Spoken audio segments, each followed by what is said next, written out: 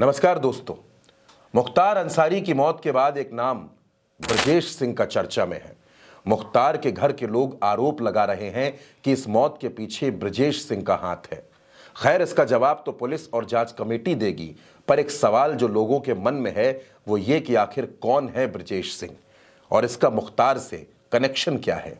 तो आपको बता दें कि इनके बीच की दुश्मनी बहुत पुरानी है और आज के इस वीडियो में हम जानेंगे कि आखिर इन दोनों के बीच दुश्मनी का बीज शुरू कहां से हुआ।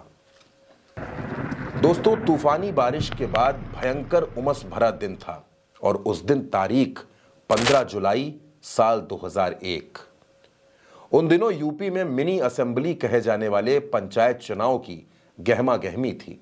बड़े बड़े बाहुबली अपने जिगर के छल्लों के सिर जीत का मुकुट देखना चाहते थे। उस वक्त हर कोई जानता था कि यहां चुनाव बैलेट से ज्यादा बंदूक के जोर का था। कट्टे के बल पर चुनावी पट्टा लिखवाया जाता था। एक तरफ मंझले कद के ब्रजेश सिंह की दुश्मनी कोई नहीं लेना चाहता था, तो दूसरी तरफ रौबदार मूंछ वाले लगभग 6.5 फीट लंबे मुख्तार अंसारी का खौफ था, जो जुर्म की दुनिया में उभरता हुआ सितारा था। दोस्तों, ये बात गाजीपुर के मोहम्मदाबाद की है, जहां वो कांड हुआ जिसका मुख्तार अंसारी को अंदाजा तक नहीं था। दरअसल गाजीपुर जिले में मोहम्मदाबाद से करीब 7 किलोमीटर दूर उसरी चट्टी गांव में चुनाव प्रचार के लिए गाड़ियों का एक काफिला निकल रहा था। ये काफिला रेलवे फाटक पार करके गांव की तरफ बढ़ ही रहा था कि तभी काफिले के आगे एक ट्रक आकर खड़ा हो गया। जब तक कोई कुछ समझ पाता और मुख्तार के शूटर बंदूक की नाल गाड़ियों से बाहर निकाल पाते, तब तक अंधाधुंध फायरिंग शुरू हो गई और यह पहला मौका था जब मुख्तार अंसारी के ऊपर सामने से किसी ने हमला करने की जुर्रत की।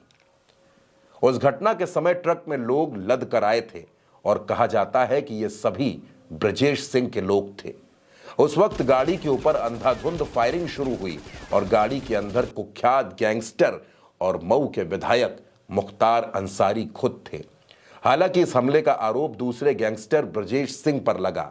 हमले में मुख्तार अंसारी बच गया, लेकिन इलाके में उसके साथ ब्रजेश सिंह की दुश्मनी के चर्चे होने लगे।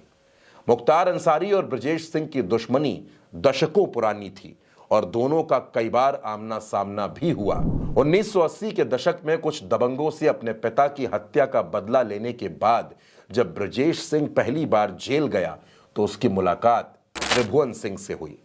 त्रिभुवन सिंह उस वक्त लोहे के स्क्रैप और बालू रेत की अवैध ठेकेदारी करने वाले साहिब सिंह के गैंग के लिए काम करता था। त्रिभुवन सिंह से मिलने के बाद ब्रजेश सिंह मन बना चुका था कि अब वो क्राइम की दुनिया में ही अपने कदम बढ़ाएगा और इसलिए साहिब सिंह के गैंग से जुड़ गया। पूर्वांचल में उस वक्त 2 गैंग थे जिनके बीच अक्सर गैंग वॉर होता था। पहला साहिब सिंह का और दूसरा मकनू सिंह का। मुख्तार अंसारी इसी मकनू सिंह गैंग के लिए काम करता था। जुर्म की दुनिया में अपना कद बड़ा करने में लगा ब्रजेश सिंह जबरन सरकारी ठेके हासिल करने लगा। यही काम मुख्तार अंसारी भी मकनू सिंह के लिए करता था। बस यहीं से उसकी और मुख्तार की दुश्मनी शुरू हो गई। स्क्रैप, बालू रेत, शराब की तस्करी और दूसरे ठेकों को लेकर दोनों गैंग के बीच गोलीबारी से पूर्वांचल दहलने लगा।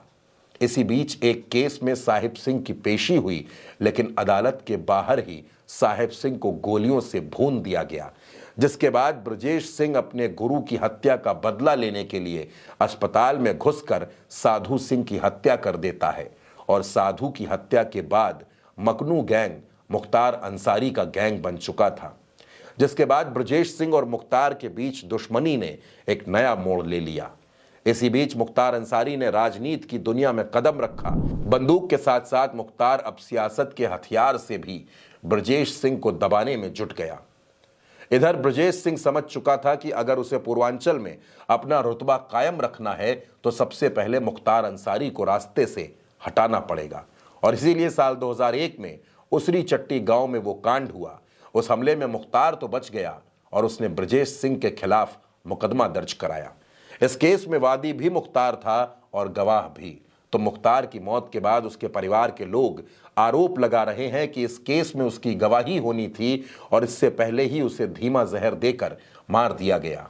दोस्तों, आज के लिए इस वीडियो में इतना ही। अगले वीडियो में मिलते हैं, तब तक के लिए नमस्कार।